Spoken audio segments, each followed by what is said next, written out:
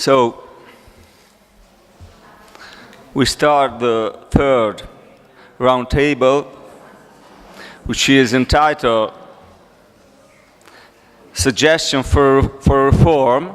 In fact, that's a title which could fit also for the other roundtable, but this is in fact the spirit of our meeting, of our conference, the fact that there is no strict division between topics, but is a general, very important topic which is declined and developed according to similar but different ways. So we have three speakers, and we decided to make a little change in the schedule by anticipating the speech of Mr. Gilad, that Gilad, for reason related to the more general character of his speech, which is not just only on climate imperative, but is a broader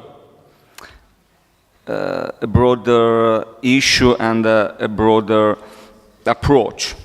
So, please, Mr. Gilad, it's for you. Thank you. Thank you. Okay, do you hear me at the back? Yes? Oh, closer. Okay. So, dear friends, thank you, Saverio. Dear friends and colleagues, as we come to discuss the idea of politics at the level that is above the nation or above the state, it's important to remind ourselves of some of the great processes that took place in this field in the history. Before the last World War, for roughly 5,000 years, history was dominated by empires, whereas one dynasty or city-state ruled over many others. The empires came and went, but the idea of the empire at the supranational level remained largely unchallenged. A major challenge came in 1776, when the British Empire refused to give equal rights to its colonies in America, and those colonies declared independence. The British, and it might be related to their racist perceptions, learned eventually to accept the independence of their white-dominated colonies in America, but continued to uphold the idea of the empire and expand their rule in other parts of the world. They continued doing so until Hitler took these ideals of racism and imperialism to the extreme, and in the name of those ideals, bombed the hell out of London. And so, as the British and other European empires were fighting now for their own independence, they found themselves fighting not only Nazi Germany, but also the very ideas that they used to cherish of imperialism and racism. And so, the Great World War brought humanity to a grand crossroads. For the first time in history, it was evident that the idea of empire could no longer serve as an organizing principle of supranational human politics. And under the great question mark of what was to replace it, came two grand alternatives, two world visions that, while they both strongly affected each other, they are fundamentally, paradigmatically different. The one is the international system that we know today. That is the path that we ended up with, whereby humanity is strictly divided by law to a couple of hundred independent sovereign governments. In this paradigm, these governments are considered as the rightful representatives of their populations, even when it's as clear as daylight that many governments rule undemocratically by sheer force, a very significant portion of humanity. Not less important, in international trade, these governments are considered as the legal owners of their territories, holding the supreme right to sell their natural resources to whomever they choose. So these governments are basically free to do whatever they want to the people that they govern, and they are not accountable to anyone. The competing paradigm that had emerged at the time, the one that was eventually not taken, was the idea of a world federation. The idea that the whole of humanity can and should be united into one federal state system. This idea sounds very strange to us today, but in that special moment at the end of the Second World War, it was very commonsensical and extremely popular. It was loudly advocated by a wide movement of activists, thinkers, and leaders around the world. In 1942, for example, when the Indian Congress, led by Gandhi and Nehru, demanded Britain to get out of India in the famous Quit India resolution, they repeatedly emphasized the necessity of a world federation. On no other basis, they wrote, can the problems of the modern world be solved. Can you imagine that? That at the height of their struggle against foreign oppression, the Indians declared that the alternative to imperialism that they seek is not complete national sovereignty, but rather the sharing of sovereignty on the global level. The opposite of empire, they said, is not national independence in an anarchic international system, but rather political interdependence of all the citizens of the earth. The idea was so influential and mainstream that in 1949, the two houses of the United States Congress endorsed a resolution to, quote, strengthen the United Nations and seek its development into a world federation with powers adequate to preserve peace, prevent aggression through the enactment, interpretation, and enforcement of world law. Okay, not international, but world law. This amazing resolution was supported by 111 congressmen and congresswomen, Republican and Democrats.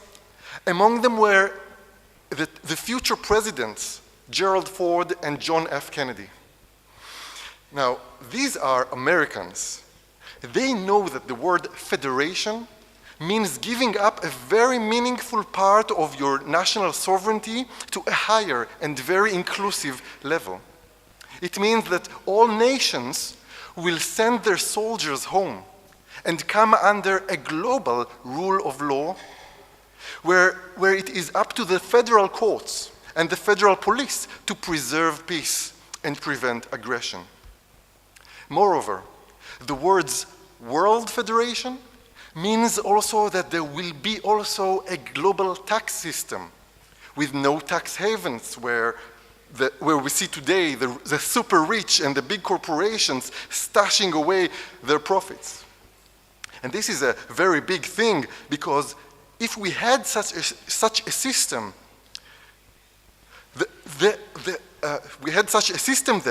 there would have been sufficient funds to provide global public goods that can start with security and safety, but can easily continue to education, to healthcare, infrastructures, and public services and other means of a welfare state, but global. This is the world that we could have been living in. But in that grand crossroads that humanity stood before at the end of the imperial era, we ended up taking the other path.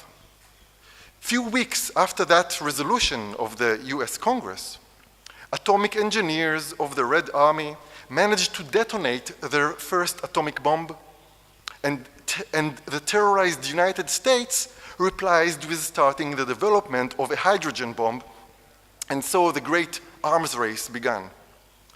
The Cold War had many victims on many fronts, but it's often forgotten that one of the earliest and maybe the greatest among them were the idea of a world federation and the movement that championed it. The end of the Cold War created a new window of opportunity for the revival of that idea. Only that by then, the paradigm of the anarchic international system was enhanced with a formidable rising power. That was the global market and the hegemonic movement that advocated it, neoliberalism. The fall of the Soviet Union was generally regarded as a sign that confirmed the neoliberal creed that the state is always the problem and the market is always the solution. The world federalist notion about the necessity of having a state at the global level then was in a very unfavorable condition. It became common sense that the market can work best when it is global, but God forbid to think that a state mechanism such as democracy and the rule of law could also work best at that level. But of course, we know very well that applying the global market on the framework of divided states had a major role in creating some of the worst governments in the world.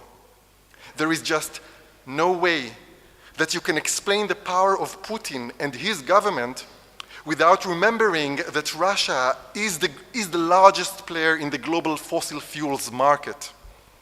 It is the largest exporter of fossil fuels. You cannot explain the power of Saudi Arabia, of Iran, of China without the global market. The neoliberal belief that the state is redundant was reinforced in the 90s by the rise of non-governmental organizations. The NGOs reflected the notion that in order, for example, to protect the global environment, we don't need such a mechanism as a Ministry of the Environment at the global level that will hold the adequate powers of regulation and enforcement and that is grounded in a political system that represents all the citizens of the world. We don't need to go that far. It's enough to have just a completely voluntary organization, such as Greenpeace or Friends of the Earth, who have no authority, no accountability, and yet they captured the hope that someone will do something to protect the environment and that somehow it will be effective. We don't need to give the victims of the pollution and climate change the right to vote out of office politicians on the global level who fail to protect the environment.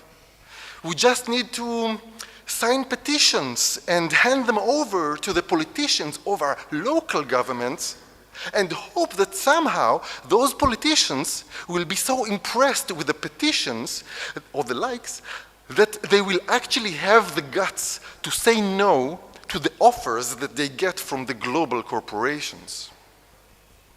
How does it work? Well, I think that it's best to quote on this Kumi Naidoo, the former director of Greenpeace himself, who often says in his lectures, "We are winning important battles, but we are losing the planet."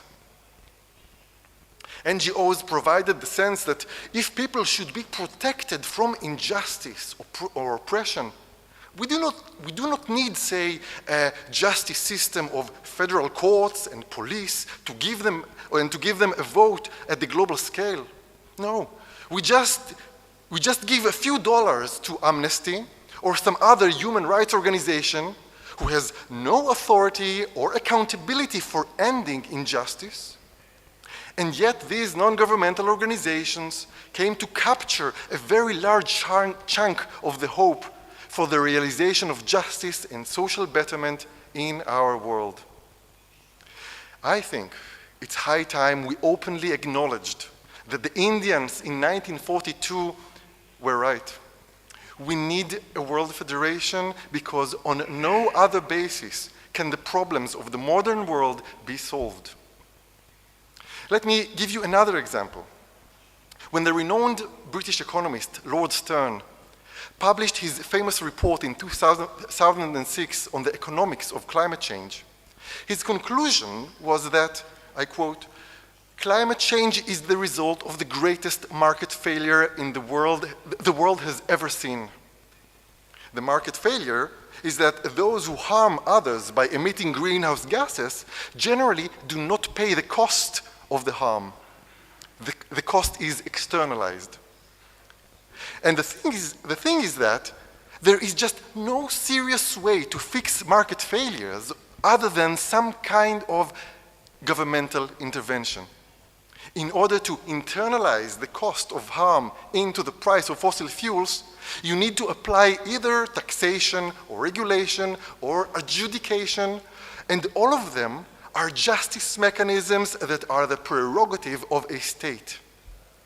And therefore, it shouldn't come to us as a huge surprise that if we have a market of fossil fuels working at the global level, and we have no government at that same level to fix the failures of the market, that we get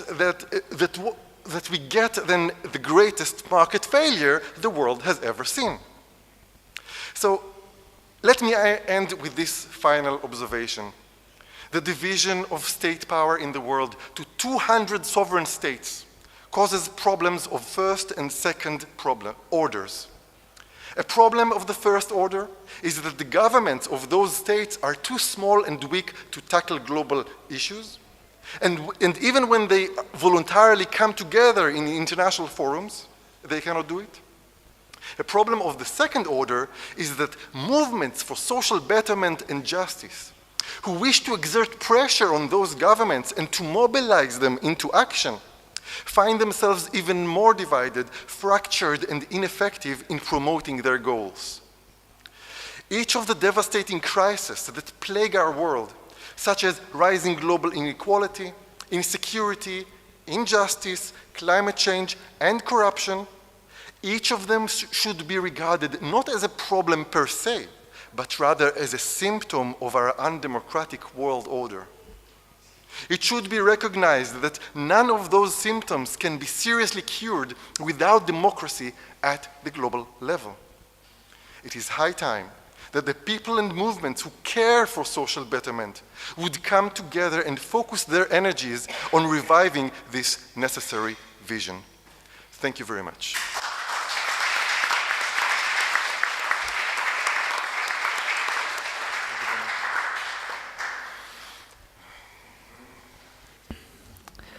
Thank you very much, Mr. Gilad. Now it's the speech of Mr. Hammer on a world community of democratic nation.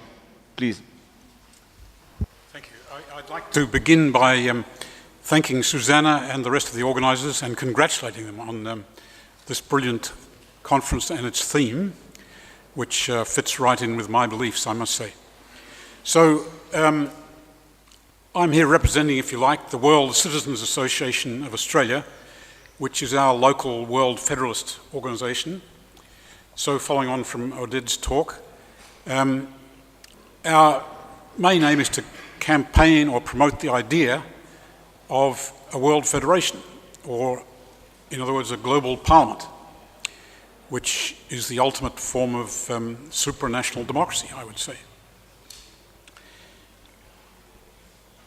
So why do we want a global parliament? It seems obvious to me, and we've discussed it quite a lot at this conference. We're all citizens of the one small planet. We all have common needs, life, liberty, and the pursuit of happiness, if you like. And we all face common problems.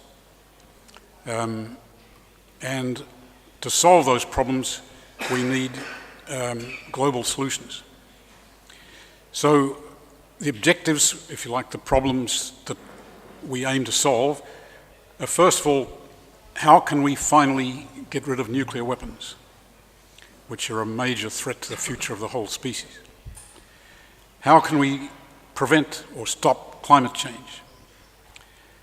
How can we protect human rights, etc.? I won't go through the list, we've been through them. And the answer is we need a global institution where we can discuss what needs to be done and put it into action, which basically implies a global parliament. How do we get there? That's the much more difficult problem. The World Federalists have been grappling with this for 70 years. And the basic problem, I think, is two of the necessary principles are universality. The Parliament has to be universal so as to cope with global problems, and democracy, to prevent tyranny or autocracy at the global level. But of course those are not compatible at the present time because not all nations are democratic. So how do we proceed? Well, the Europeans have shown the way. Jean Monnet, Robert Schuman, Altiero Spinelli led the way. They started small with the original 6 and a community, the European Coal and Steel Community, with limited aims, and they proceeded by stage, treaty by treaty, to set up the current European Union with its European Parliament. It's still got a way to go before we reach a European Federation, but already I think we can say that there will never again be a war between France and Germany, which was one of the major aims of the whole movement. So, as I say, what's been happening at the global level, we haven't had the same success. The WFM, the movement, has been campaigning for 70 years, mainly along the obvious lines of reforming the UN into forming a world federation.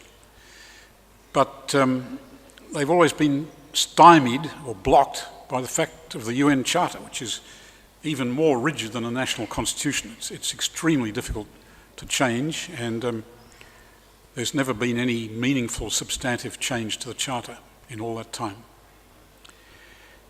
They have had some major successes. So they led the campaign, first of all, for an international criminal court, and secondly, for the responsibility to protect, which have been two major advantages or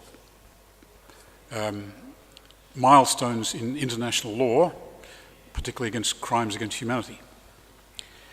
But they haven't achieved the objective. The major current initiative is the Campaign for United Nations Parliamentary Assembly, which is some sort of assembly to provide some sort of democratic voice within the UN system. And the idea is that could be the embryo of a real eventual global parliament. And that's being led by Andreas Bummel and his Democracy Without Borders group, who are one of the sponsors of the conference. And that we should all support, I think, if we believe in these ideas. But, that's going to meet with the same problem. Eventually, to give the Parliament any power, they will have to change the UN Charter. Awfully difficult. So my own feeling is a more likely route is uniting the democracies. Emphasise the principle of democracy before universality, and that avoids this problem of confronting a UN Charter. So it allows the European strategy. It allows you to start with a smaller group, the democracies, and then progress stage by stage to the final goal. And following the European example, the first stage should probably be some community of democracies. Now we come to a more contentious point. What should be the basis of such a community?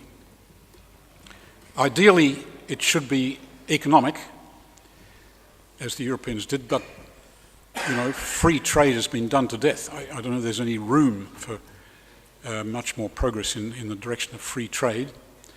So the more obvious solution is a security community, which could be based on NATO. So NATO is an association or an alliance of democracies. It's designed to protect their security, And since the end of the Cold War, it's been moving in the direction of a global organization. It's been acting as, for the member states, as their global security and peacekeeping authority, first in Bosnia, then in Afghanistan, then in Libya. And so it'd be a natural continuation of that trend to make it a global organization. So what I'd suggest is just refocus the organization to take on the global mission as security and peacekeeping force or mechanism for its members, and at the same time open the organization to membership from other stable democracies around the world, for instance, Australia, New Zealand, Japan, South Korea, ... And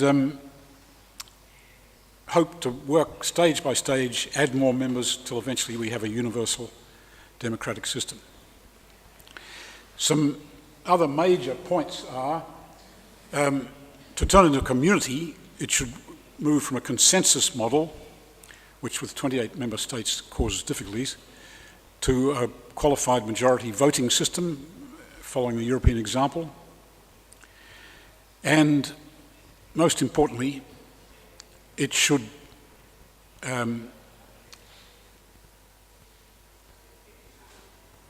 only undertake interventions in outside states with the approval of the UN Security Council. That's international law. It would restrict the actions of this new community to some extent, but it would prevent a division between us and them, the ins and the outs, which otherwise could actually develop into enmity. And along with that, it should follow the European example, set up some of the organs of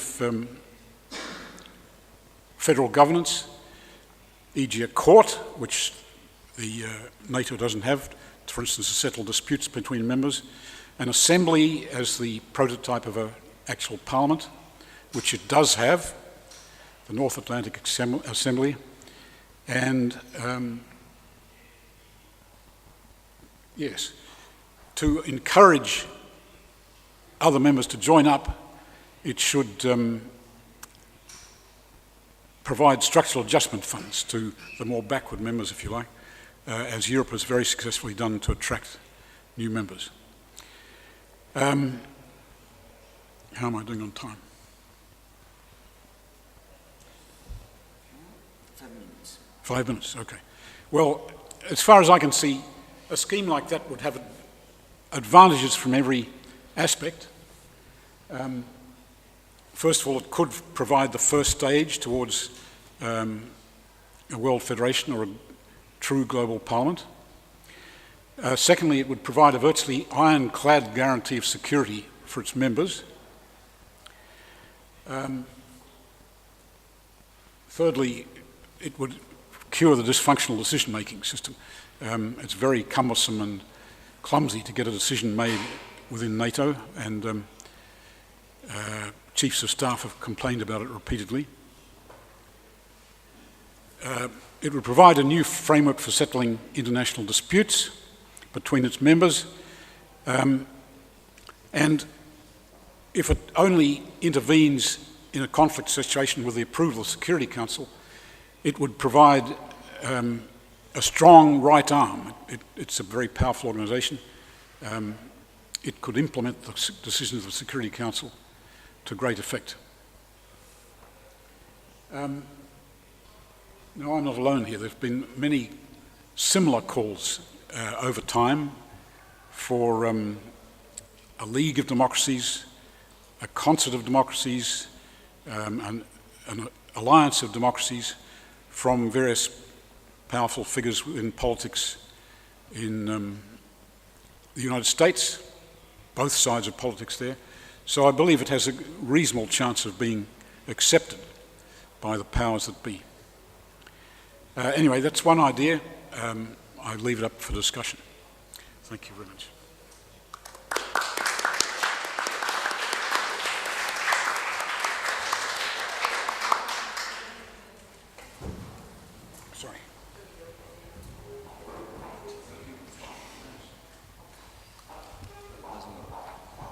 Thank you very much. Now, the floor is for Mr. Bonsl, and his speech is about why global agreements are more likely to solve global challenges than global democracy. Please, Mr. Blans, for you. Hello, everybody. Hope you're still awake by this time in the evening. It's getting late. But it's been a great day, and thank you, Susanna, for inviting me to be here. It's really a great privilege.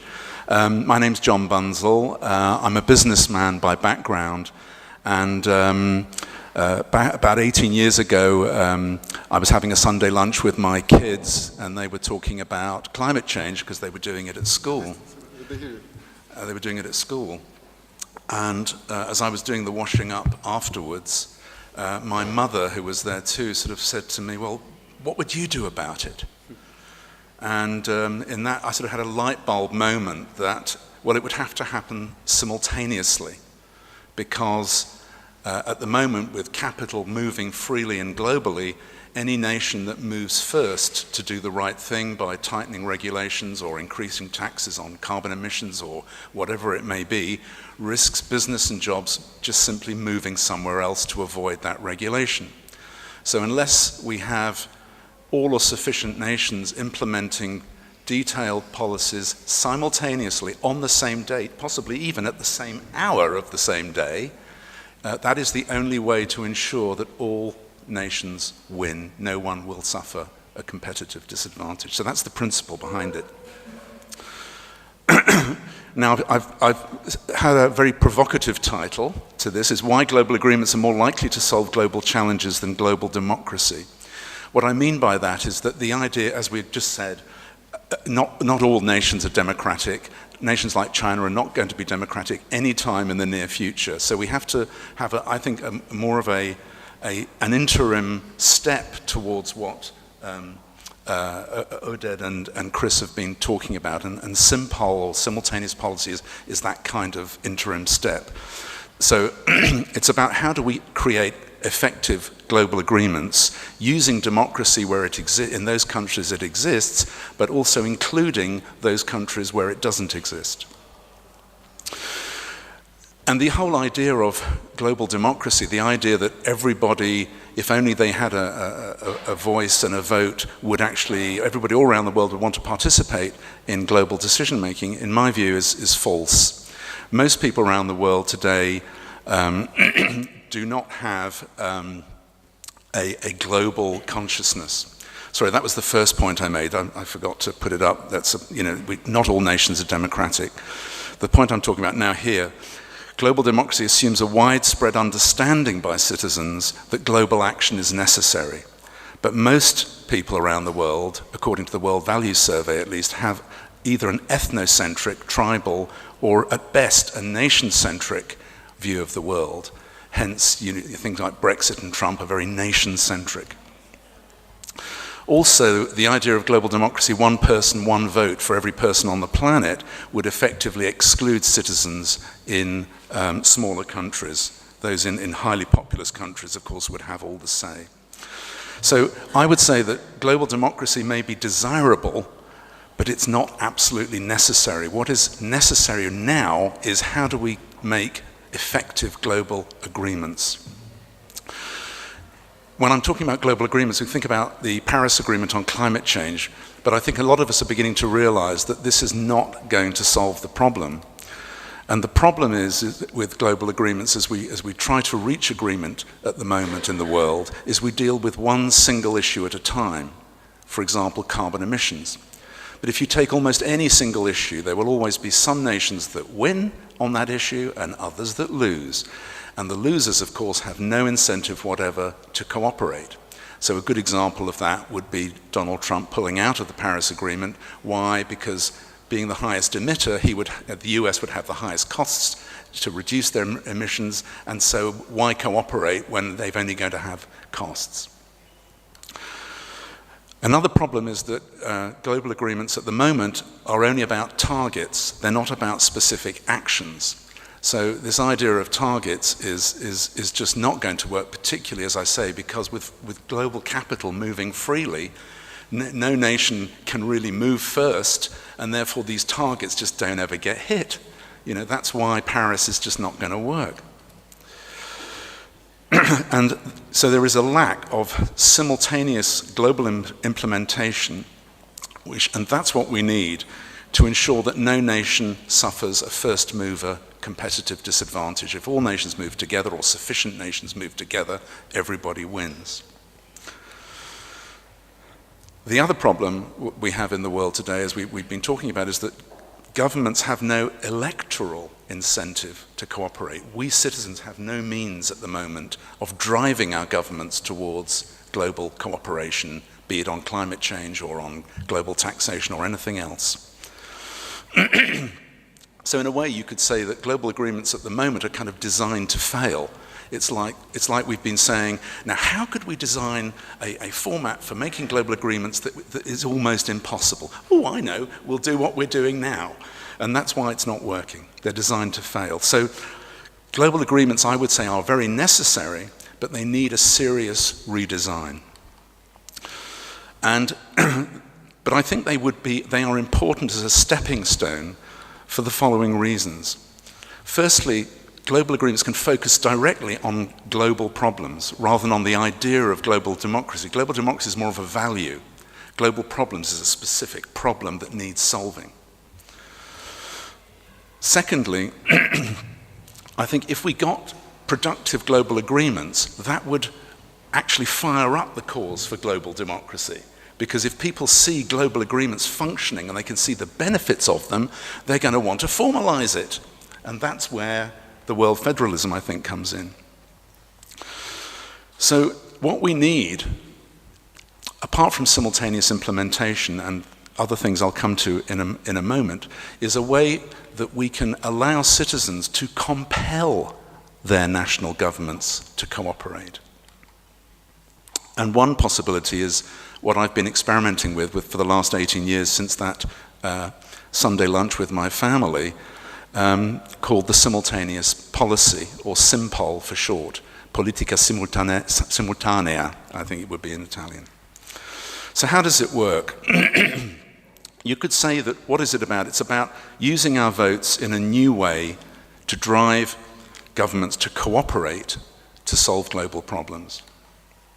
How to make global agreements successful and how we can make it happen. SIMPOL has two sides.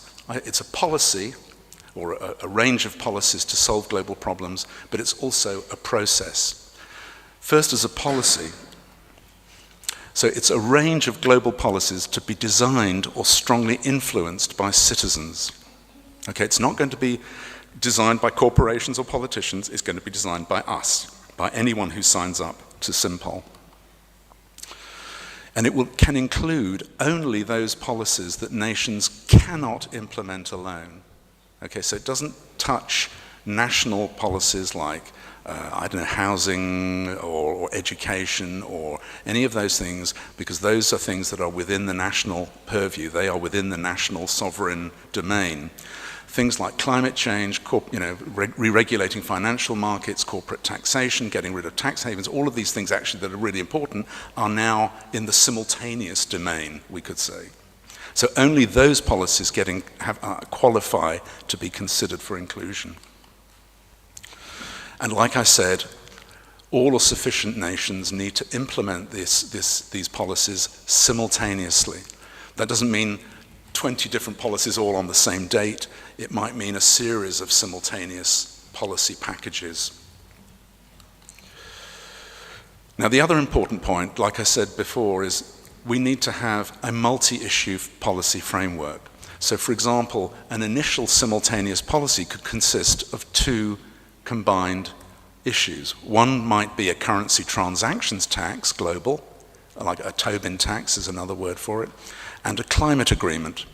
And the whole benefit of mixing those two issues, which of course is more complex, but the big benefit would be that the billions of dollars that you raise from the currency transactions tax, you can use to pay off the big losers on the climate part of the agreement. And so this is how do we make global cooperation in every nation's self-interest. Simultaneous implementation, multi-issue policy framework with trade-offs. Now, the policy-making side of it, as Dina, we were talking about it last night, is obviously the complicated side of it. So there isn't time to go into all of that now, and it is complicated, and that's probably the weak spot of all of this. But anyway, what we're saying, the idea at the beginning is how do we get, there's no point talking about the policies yet. We first need to build the political support in principle for this before when then you get everyone in the room, then you can talk about the policy content. So it's how do we get everyone in the room first? And we do that by inviting politicians to sign what we call the Simpol Pledge. And that is a no-risk declaration of intent. So when politicians sign the Simpol Pledge, they're saying, I commit to implementing the simultaneous policy, subject to all or sufficient other nations also signing up, and subject to the policy content eventually being agreed. So that's a very much an in-principle commitment. It's like saying, I will if you will. But how do we drive politicians and governments into that corral? It's like herding sheep into a pen. How do we get them in there? And this is where the process comes into it.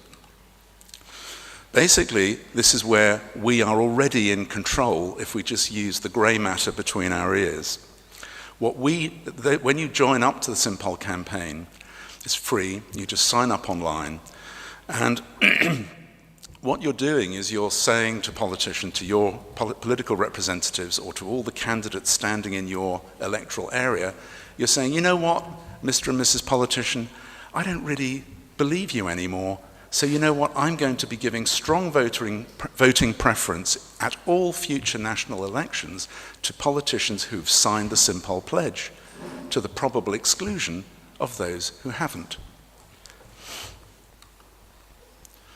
Now, by actually using the word any, by introducing the idea that I could vote or we could vote for any politician or party within reason that signs up to this, we are bringing politicians into a much stiffer competition with each other. As we know, many elections around the world are being won and lost on actually quite low numbers of votes. And so it needn't take very many people to create a voting bloc that can actually swing elections one way or the other and actually cause both competing, or all competing parties to sign up. We don't need a majority here, we just need the critical mass, and I'll explain that in a minute.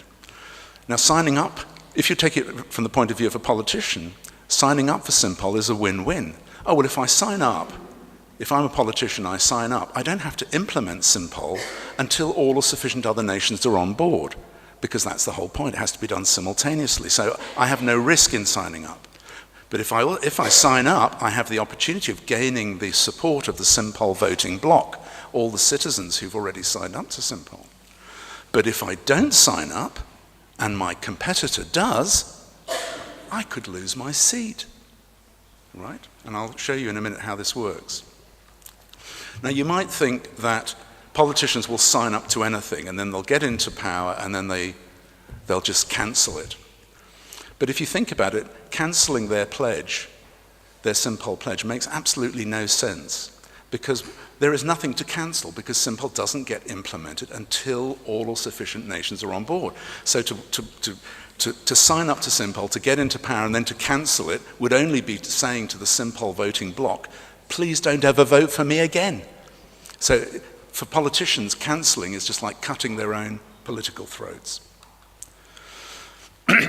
Now here's an example of the power of this. This is a screenshot from our Simpol UK website, which was during the last general election last year. And we have a list of all the parliamentary areas where candidates have signed up. And here you have one of the constituencies where you see that all three main competing candidates signed up. The first one to sign was the Liberal Democrat. He was probably number 3 in the constituency. And he signed up on the 14th of May.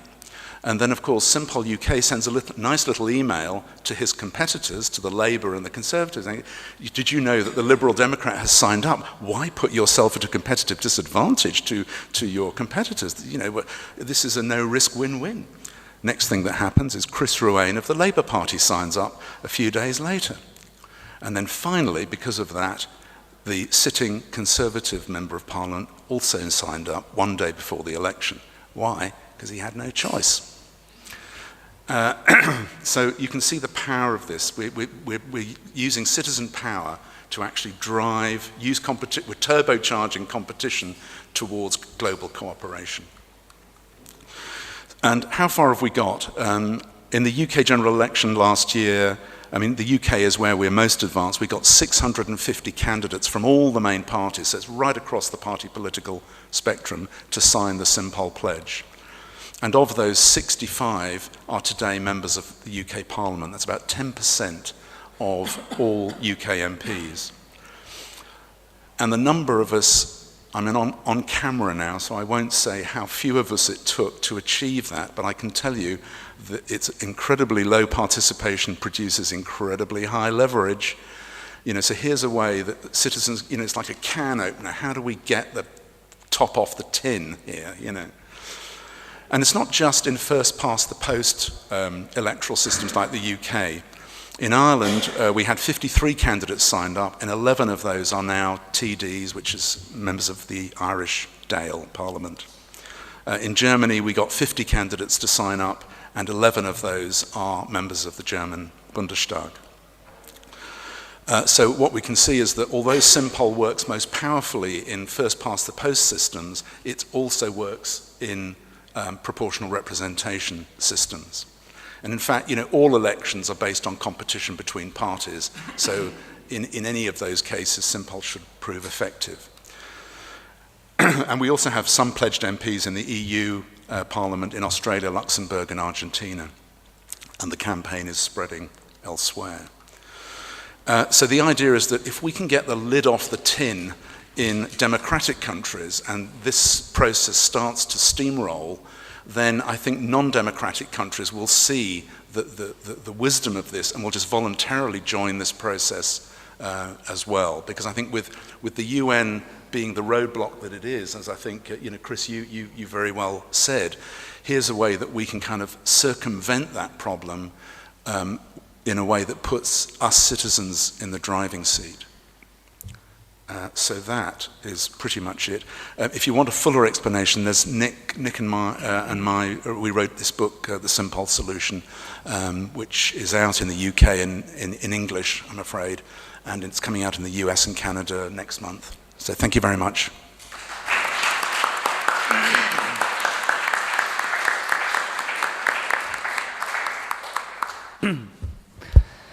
Thank you. And in fact, first of all, I guess I didn't present me, so I want to remediate. I'm Saverio Di Benedetto, and I teach international law at this university here in Lecce. And then, as international lawyer, I'm really interested in this proposal of reforms related to, let's say, global democracy. And I find that, in fact, I would like to discuss a little bit these three speech, but I found that the third speech is, in a certain sense, a sort of discussion of the first two speech, because the first two speeches are for this idea of global democracy and supranational, institutional, by overcoming the same idea of sovereignty as following since some decades from the Westphalian model, as well as in the third speech, the idea is to base common policies following the traditional system of international agreements in a direction of a successive, possible, not sure, overcoming of, let's say, national sovereignty. I would like to to underline for the first two relations, which are very similar as a spirit, not as a content, of course, that the objection made by Mr. Bunzel of the absence of a shared value for democracy in the world is a so obvious, quite so strong objection to an idea of creating a general supranational democratic state. Saudi Arabia, China, and other important states are not democratic, and at the same time they are well accepted in the international community. So to impose a sort of a democratic approach in such countries would mean to operate a very, I think, long process of changing mind. And at the same time, in some countries where democracy was imposed, such as Iraq, or also some countries of Arab Springs, this process was not so good as effect, as the outcome. So this is the first objection to discuss together, of course. The second point concerned, in particular, the role of NATO. You say the NATO could be a sort of strong right arm of UN. But what about states and community and people and individuals which understand NATO as a sort of adversary force which during their life conceive NATO as the opposite part of the world, such as Russia, for instance. This could be different. I don't know if the fact that NATO become the strong arm of UN would involve a peace process in the world. And with respect to the fact that this could lead to a no necessity for Europe to have an army, I don't know, this could risk to impair the federalist project for Europe, which is, in my opinion, the first step to think about a sort of world federalism. If Europe loses the possibility to have a sort of military force, this, in my opinion, could risk to impair the same federalist project at the European level. On the contrary, for Mr. Bunzel, it's clear that my personal opinion is more in the direction of the speech of Mr. Bunzel. But concerning global agreements as a way to solve global problems, the point is that for some problems, such as climate change or loss of biodiversity, in fact, we do have global agreements, but these agreements until now don't work. Biodiversity is being destroyed in the world, in Brazil, in Indonesia, in Congo, and this process is not let's say, countered by these global agreements.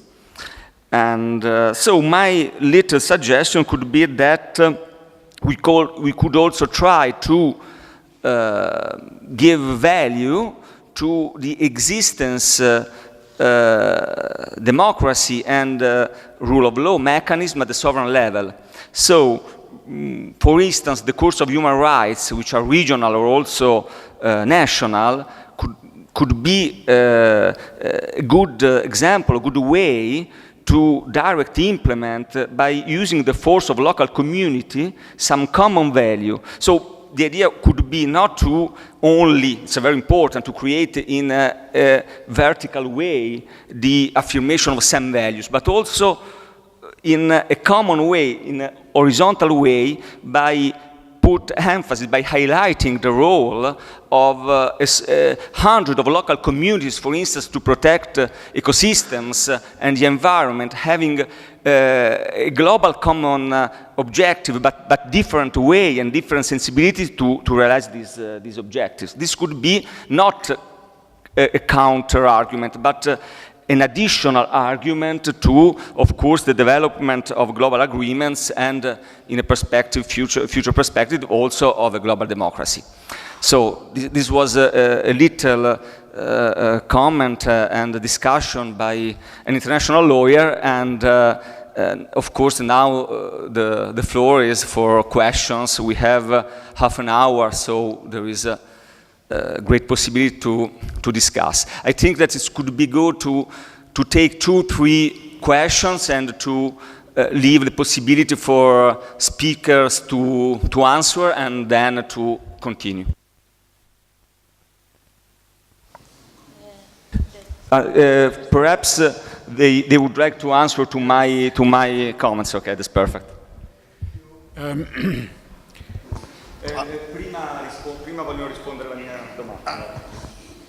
Severio, is it? Yeah. Yes, you raised the question about Russia and China's attitude to this new community.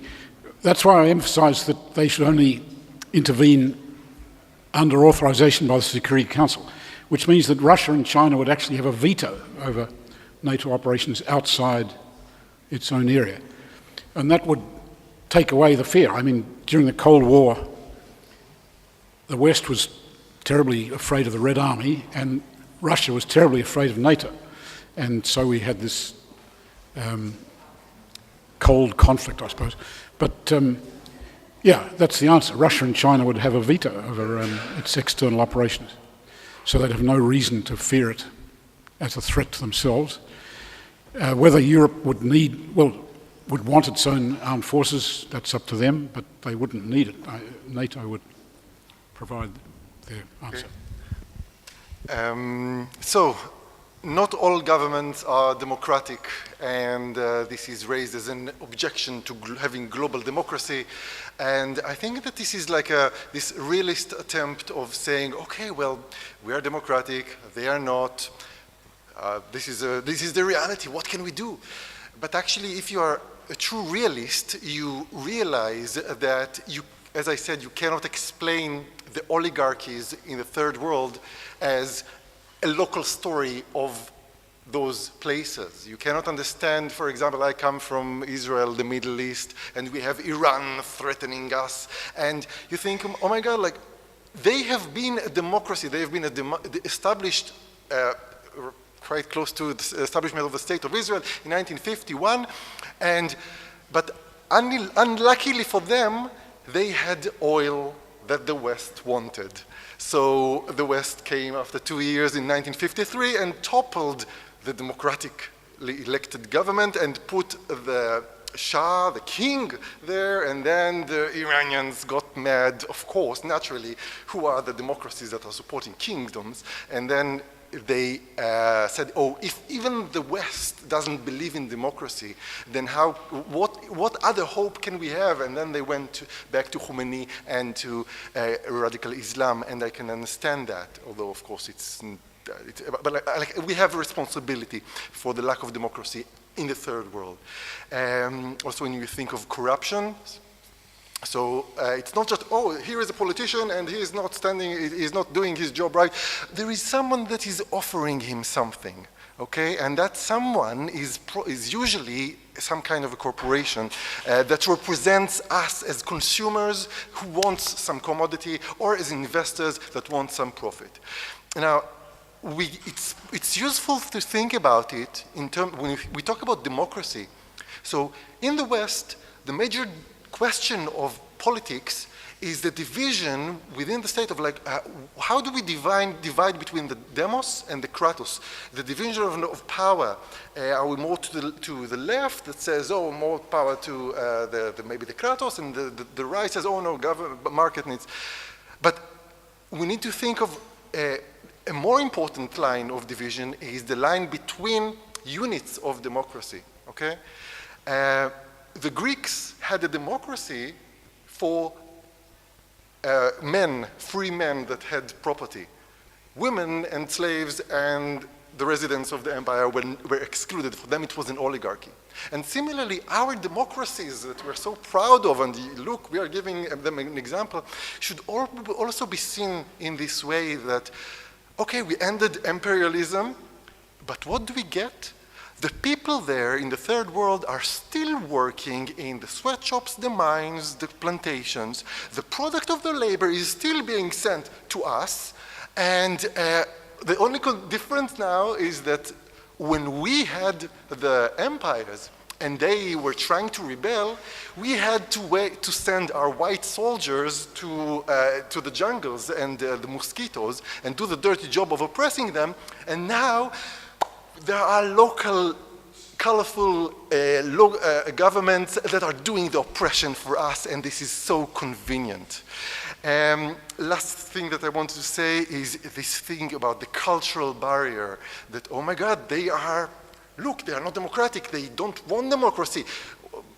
And it's dangerous to let people who don't want democracy have a say. And this reminds me of a long tradition of people who opposed democracy for that same argument. We had the king in England in 1215 that said that when the nobles asked for participating in power, he said, "Are you crazy? Look at those nobles, who they are always fighting with each other. It will be madness to give them a vote." And then they got the vote, the Magna Carta, and it was all much better. And then when the multitude of men wanted to have the vote, the king and the nobles said, "Are you mad to let all those people have the vote? They don't want they don't know what democracy parliament is." But then men got the vote, and it was all much better. Then the woman wanted the vote, and the man said with the king and the nobles, "Oh my God, let the woman have a vote. It's a crazy thing to do." But then they got the vote, and it was all much better. And so you can continue with this thing of the blacks in South Africa and see that the people are afraid, like people at the top, the people who have the vote, are very afraid of changing the status quo of power, and they're afraid for their rights. But I think that to be on the right side of history, we need to acknowledge that all of us have the right to participate in a shared democracy. Yeah, just very briefly. I mean, when I said that not all nations are democratic, I agree with you, of course, that everyone should have the right. What I really meant was that people don't really think globally yet. Most people don't. I mean, you could say that the reason that there's a backlash against democracy all across the West is coming from globalization, the free movement of capital, which all governments, regardless of party, have to compete to keep their economies internationally competitive. And that means they all have to follow effectively a neoliberal, very narrow sort of straitjacket of neoliberal policies. It doesn't matter who you elect. And yet people didn't recognize that. I mean, this room here isn't full of millions of citizens from Britain and elsewhere who recognize that this is a global problem. That's why there's only 30 of us in here, because people don't yet think globally. It's not that they shouldn't have the vote. It's that if you gave them the vote, they wouldn't know what to do with it. They'd still vote Brexit. They'd still vote Trump. So I'm trying to make a slightly different point, is what I'm saying.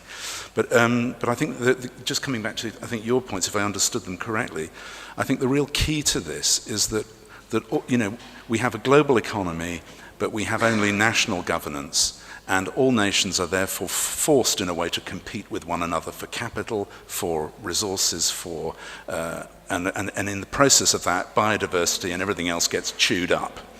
And so the real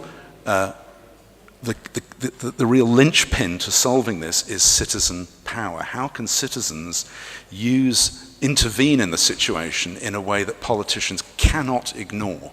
Politicians can ignore protest, they can ignore Avars petitions, they can ignore, as you said, NGO action, but one thing they can't ignore is the vote. And that's the sort of missing link, I think, that Simpol could perhaps bring to the party. Vote and also constitutional rights, which is not strictly speaking a vote, but it's the same. For instance, rights also of middle communities, for instance, indigenous people, for instance. This is also another important element to affirm global value through local mechanisms. But, sorry, and now the floor is really open for questions. Okay.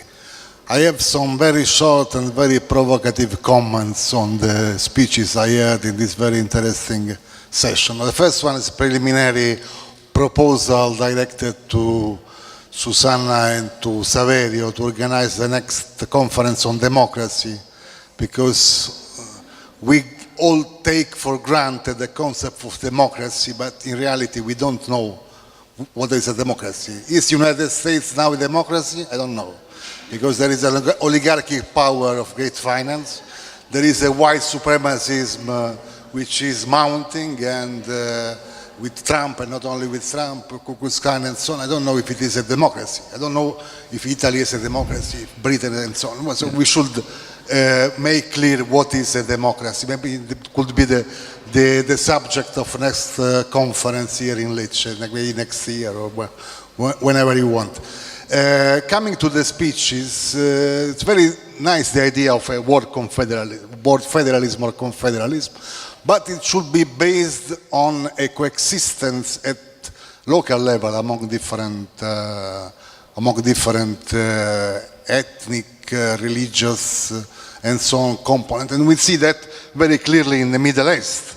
In the Middle East, we have some examples of failure of this coexistence. In my view, Israel is clear example of failure of coexistence among different ethnic groups. I don't know if you agree with me, but we can discuss a lot on these issues. And there are other phenomena which are very interesting. For instance, the government set up, the self-government set up by the Kurdish minorities in northeastern Syria is a very important example of coexistence, because there are not only Kurds, there are all other ethnic groups like Arabs, Assyrians, Turkmens, and so on. But this very interesting example is now in danger because of the dynamics of the war there, the intervention of the Turkish army, the massacres in Afrin, and so on. So what is going on is a model of ethnic cleansing and of ethnic pure entities. This following the most of commentators, and I feel they are right, will be the future of Syria. So if this is a local base, what can be the future of confederalism at world level is my question. The second question is for our Australian friend. I don't think NATO could be a solution. I am for the disappearance of NATO at every level, also in Western Europe and United States, because I don't think it's now a useful tool. Maybe it was a useful tool until the end of the Cold War and of the blocks. Now it is not more so. You also told something about OSD. If you make a government including Russia, this was an attempt made at the time by Gorbachev, but this attempt failed because the West clearly chose to keep its own organization, which is NATO. Because we need to take other questions. Yeah, okay. The question is, so I don't think, because the model you propose to replace the world organization with NATO, in fact, excludes a big part of the international community, because many, Russia, China, and so on, will be excluded. So it will be not a factor of stability, but of instability, in my view. I don't know which is your view. I suppose your view doesn't coincide with mine, but it was thirdly and finally. No, thanks. Other okay. Because if not, there is no time. At the end of the round, other question. Thanks very much. The models and the approaches that you've described there, I find super interesting, and I'm definitely all for it. But I think to a certain extent, they're still in some way or form straitjacketed by the Westphalian state model, and a little bit top down from a certain extent. And again, I'm not at all against that approach. I think it's a necessary, you need to come from both angles, and it's definitely a necessary approach. I'm just wondering with, we've heard talks about the role of technology and kind of peer-to-peer networks, sort of a crowdfunding approach to almost a global welfare state, I guess you could say the shared nation approach potentially. And I'm just wondering if there's a quick, I feel the top-down approach might be quite slow. And there might be quicker ways to, in effect, short-circuit this approach. By which I mean, let's take the example of the Paris Climate Agreement. So we can say the United States, as a nation, refuses to sign it. However, if we can have more and more what we might call rebel cities interacting with each other globally, almost like undercutting the nation state. So if you say the city of New York, for example, says, okay, Trump didn't sign it, but we as a city, as a community, are going to act in a way as if we did agree to it. And they can coordinate with other cities globally, in which way you would have a much more kind of bottom-up process. And I feel like these networks, through global communications, through increased globalized interaction, will be more and more relevant and potentially a lot quicker than waiting around for top-down solutions. And this is still, we opened today with talking about this rebel attitude. So we see a centralized power node, we don't like how it works, and we try to push against it. But what we really need, I feel, is to move from this idea of, we vote for something and we want you to implement it for us, to kind of combine the concept of entrepreneurship, which to a certain extent remains in the private sector, with citizenship. So how can we have citizen entrepreneurs in that we see a problem that we don't like and we say, well, we're not going to wait around for a politician to do something about it. We're going to implement a solution ourselves, and we're going to create networks where we implement those solutions globally. And then the final point, and then I'm finished, is we talk about global consciousness, and to a certain extent it's true that a lot of people don't have this kind of global consciousness, but I would say more so in, let's say, the global north. So we don't know where the products that we consume come from. But I would argue to a certain extent in the global south, people are very aware of global supply chains, international politics. You can ask an 8-year-old Iraqi kid who probably knows more about American electoral politics than most Americans. You can ask a Bangladeshi factory worker. They know exactly where the products are going, how the global supply chain works. So I think, perhaps in the north we're a little bit blind to it, but in the global south people are very aware of this and very ready for these kind of solutions. Thank you. Yes, perhaps yes, that's good to answer. Mr. Gilad.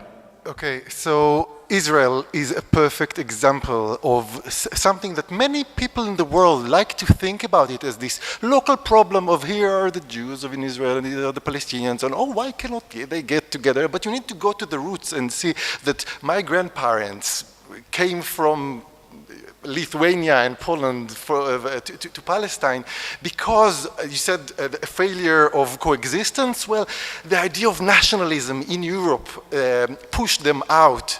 Their brothers and sisters and the majority of Jews chose to remain in Europe and believe that democracy will liberate them, and I think that they were right.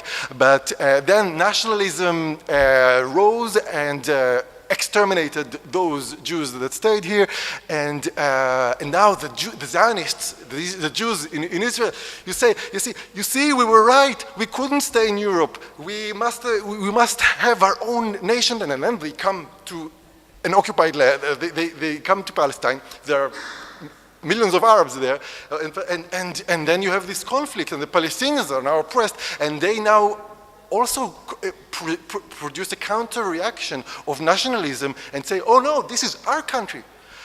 My solution is that the Jews will be able to live everywhere in Palestine safely and beyond. My solution is that Palestinians will be able to live everywhere in Palestine and beyond. I think that the ownership of a nation to a piece of land is just a crazy thing that we need to resist.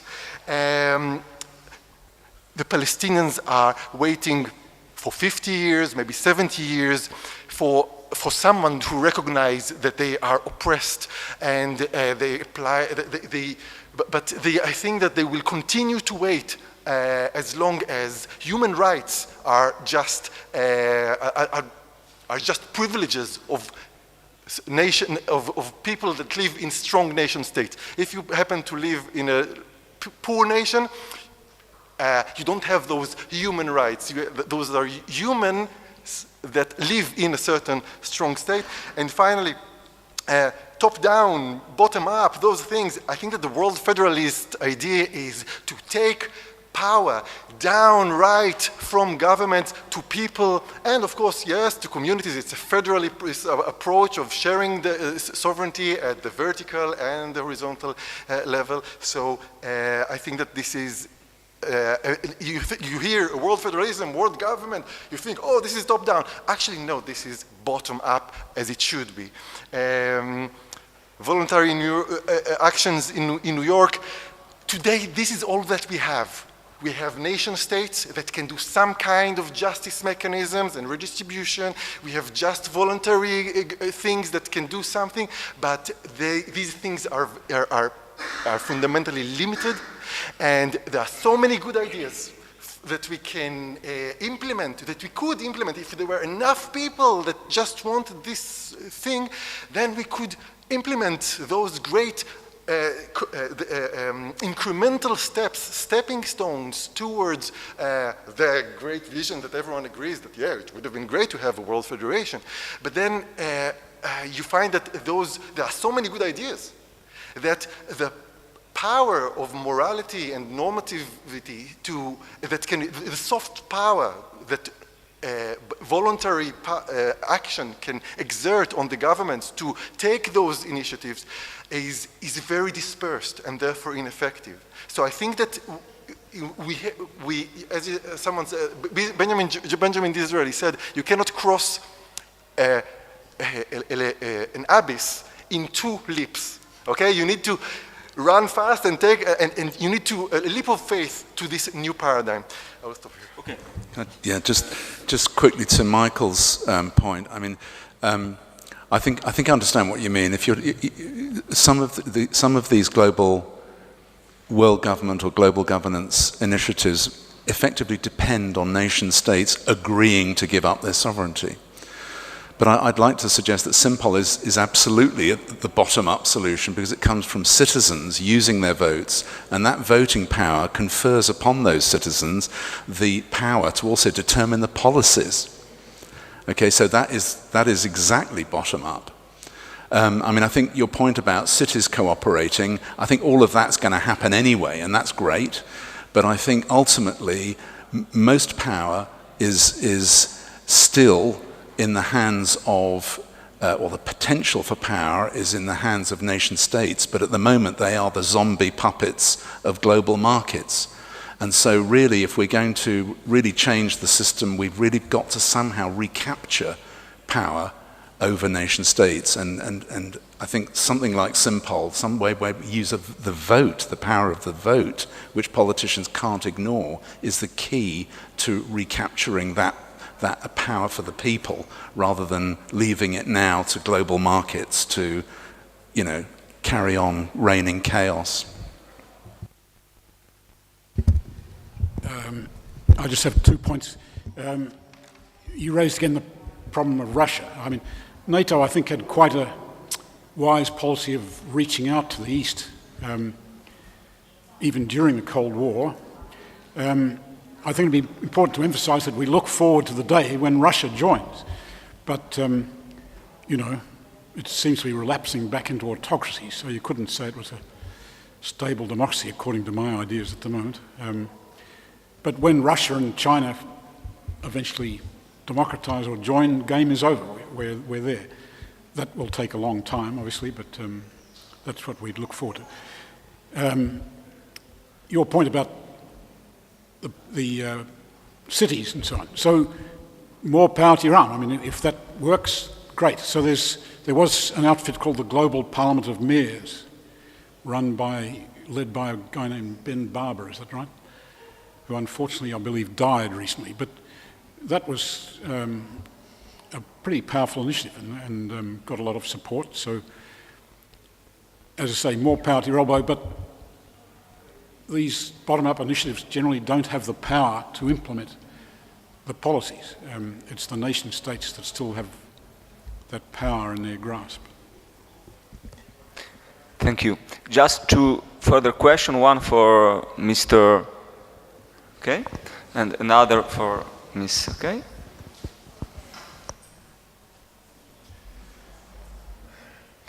Non gli funziona.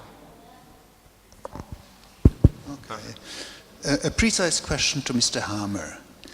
When analyzing the scenarios for moving towards a global political order, is there any specific reason why you do not consider the possibility of developing existing regional agglomerations like African Union, ASEAN, Mercosur, or European Union towards a political community that have approximately the size which would allow also including entities like China, India, Russia, United States when they are mature to join?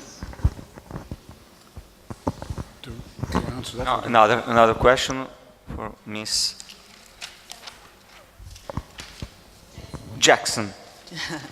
The questions around democracy are important. We are in an unfamiliar territory right now. The United States, as you know, pulled out of the Paris Agreement, but what happened is the governors stepped in, and the UN didn't have a protocol for that. But they decided, hey, look, these are elected governors. They represent elected citizens. We're going to let them come in. And they came as a cohort to the COP and represented every agreement in terms of the numbers. They said, together as states, we will make the Paris commitment ourselves as governors. The next thing that happened is Governor Brown of California is hosting the actual global summit. Now that is done by nation states. That's a first, where a subnational is hosting the global summit on climate change. And that will be this year.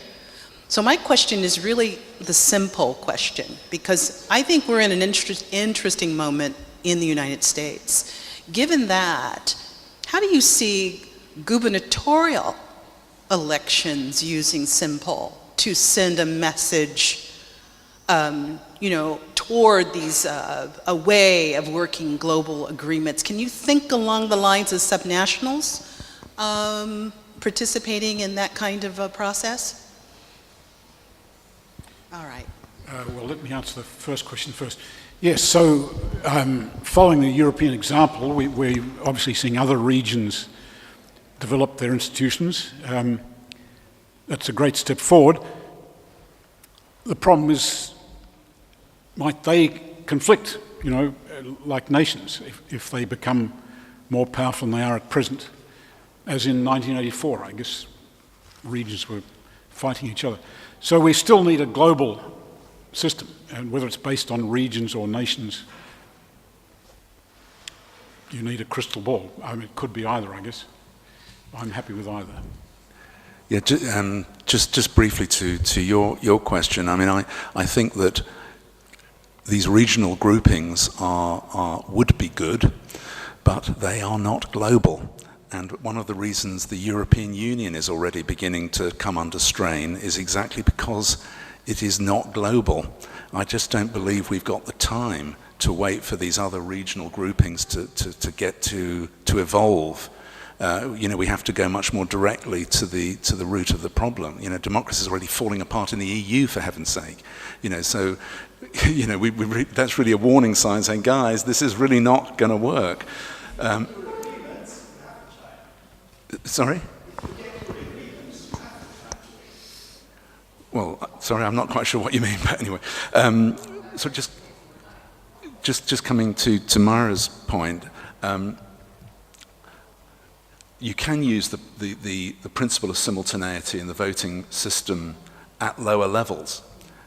Even at a local level, you could use it. But I think you've got to be very careful about not confusing the levels.